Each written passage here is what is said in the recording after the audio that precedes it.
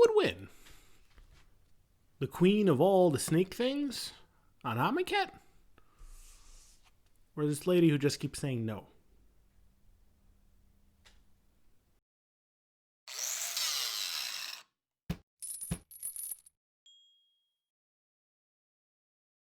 Hello everybody, welcome back to Chain of Commander, your source for general chit-chat on the Commander format.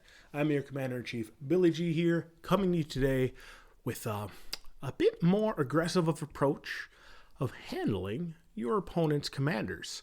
A lot of decks out there. There's a bunch of them that really require their commander to be on the field to kind of pull themselves off. So we need to be pretty aggressive when it comes to making sure that those commanders just can't be on the field. Now, before we get into this, I do ask that if you end up enjoying this video, definitely consider subscribing. We'd love to have you folks join us going forward. And if you already did subscribe, thank you very much. You guys don't understand how much that means to me. That said, let's get into this here because we got a bunch of cards that can really help us out. Now, when it comes to Commander, as many of you might know, you or any player really has the choice to move their commander back into the command zone whenever the commander changes zone. So if it goes from the battlefield to the graveyard, battlefield to exile, battlefield to hand, or even graveyard to deck, you can choose to move it to the command zone instead.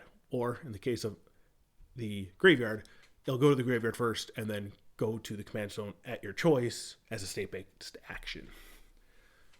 This means that simply destroying or exiling a creature or a commander might not be enough to keep it off the field if its controller chooses to just move it back to the command zone where it can recast it again as long as it pays the appropriate tax. So we need to look at ways to remove these commanders without actually removing them, if you would. Ways that we can get them off the field or change them in some way to prevent them from being the tool that that deck needs to do what it's trying to do. There are a bunch of enchantments that actually do this for us. The first one I'm looking for, a little bit of a aura, definitely an aura, is Lignify, to turn that commander into a 0/4 Treefolk with no other abilities. Now the thing with this is that obviously with the 0/4 Treefolk, they can still attack or block with it and get it killed through combat that way, or dies to a board clear or something like that to eventually put it back into the command zone. But there's other enchantments that do similar things that do it a little bit better, and that is Darksteel Mutation. This turns it into a 0/1 indestructible bug. No longer can they try to get rid of their commander or get rid of it through combat damage or through board clears or stuff like that. They really need to be exiled or bounced to their hand to be able to recast their commander and get their commander value out of it. There's also a couple of auras that can turn them into just lands. There's a Song of the Dryads, which just turns it into a forest, and Imprison the Moon, which just turns it into a land that produces colorless mana. And recently, with its reprinting in Double Masters, Oubliette. They changed the way Oubliette works. It no longer exiles the creature. It now phases it out. And phasing does not change zones. Phasing just makes it so that that particular thing doesn't exist for the duration of its phased.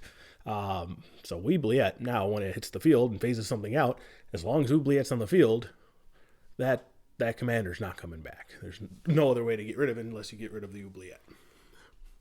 And then there's also Oko, Thief of Crowns, the Planeswalker from Eldraine, Throne of Eldraine, that can turn the creature into a 3/3 elk. Live up that meme, why don't you? And even better, once it is a 3/3 elk, you can technically take control of it, and then you have a 3/3 elk that you get to control when it dies or not. They won't have any say as to whether they can try to kill it on their own, and you can try to just hold it back and keep it out of their hands as long as humanly possible. That said, taking control of commanders is another great way to keep them out of your opponent's hands. A lot of take control effects are limited till the end of turn, but there is a bunch that let you permanently take control of something. Beguiler of Wills can let you take control of a creature as long as you have more creatures than their mana cost. You have Mareki Re-Barret, pretty popular, well, I'm going to say popular, but a commander that can really do that. You can tap her to control a creature for as long as she remains tapped and on the field. Similarly, you have Vidalcan Shackles, which can take control of a creature equal with power less than the amount of islands you have for as long as it remains tapped. Gilded Drake, a reserve list all-star. I want one. I don't have one. But For 2 mana, when it enters the battlefield, you can have it switch with another creature on the field. And then Agent of Treachery, so good it got banned in Standard and I think Historic as well. As soon as it hits the field, you just take control of whatever you want from your opponent there. So there's a longer list than just those. If I list them all, I think there's like 34 total effects that could take control of a creature permanently, at least from the Googling and gathering I've been doing online. But if you have any popular ones that you like, definitely stick them in the comments below. That said, there's also ways to just make sure those commanders don't hit the field to begin with, because the best problem is the one that never shows up in the first place. Recently, you had Drannith Magistrate from, I think, the Theros block there that just came out earlier this year. Prevents people from playing spells from anywhere but their hand. Command zone's not the hand, so that commander is not going to be able to come in.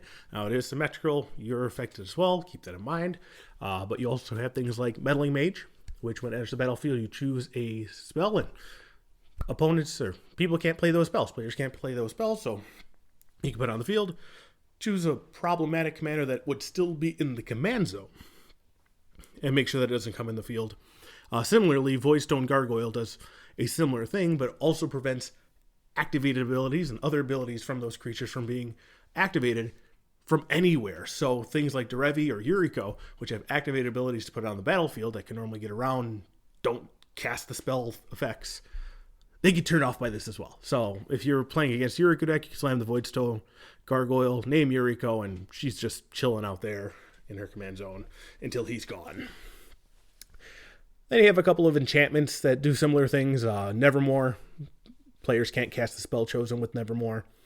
Null Chamber. This is where you and a player of your choice, I know it says target on the card, but it was errated to be player of your choice, both name a spell, and players can't play that spell. So you can, if you got a good friend at the table, you can name one problematic commander, they can name another problematic commander, and that takes care of 2 problematic commanders in 1 card. Solid exchange. And then Gideon's Intervention, which, similar to Nevermore, prevents people from casting the spell chosen, but if it's already on the battlefield for whatever reason, it also prevents damage from it. So Voltron effects, Borborygmos Enrage, stuff that also just tries to get through with damage, you have protection from it. Your opponents don't, so they can still get hit, but you have protection from it as long as you control Gideon's Intervention. Wizards also had some Planeswalker commanders, Planeswalkers that can be your commanders, so there's a handful of ways that you can handle those as well. Previously mentioned, Imprison the Moon can also target Planeswalkers, turn them into a land. Pithing Needle. You can just name the Planeswalker you're having a problem with, and it no longer can be activated for as long as Pithing Needle out there. Sorcerer Spyglass does a very similar thing, but you get to look at somebody's hand first. So you can look at player X's hand and then name player Z's commander and really start making a bunch of enemies all at once at the table with 1 card. Phyrexian Revoker does the same thing Pithing Needle does, but is on a creature. And Immortal Sun just turns off all Planeswalker effects. So as long as you aren't going to be affected by this, or even if you are, if you think it's going to benefit you more than it'll hurt your opponents, benefit you more than it'll hurt yourself, you can just slam that. It gives you the extra card draw, buffs your team, and prevents Planeswalker abilities from being activated. So, hope I gave you folks a bunch of ideas here to kind of use to handle a little bit more problematic commanders that you might encounter in the future.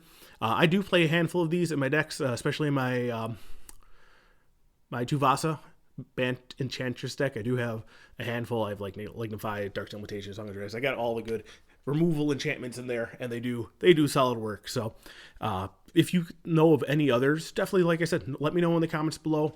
Let's see if we can get a nice comprehensive list going of all ways that we can handle commanders more definitively than just popping them off the table for a turn or 2. Beyond that, like I said, if you enjoy the content, definitely subscribe below. If you're already subscribed, thank you very much. I hope to see you all again in the future here. And for the time being, take care. And then for the time being after that, continue taking care. Unless you want to be reckless, I can't stop you. I'm just a guy on the internet. Bye now.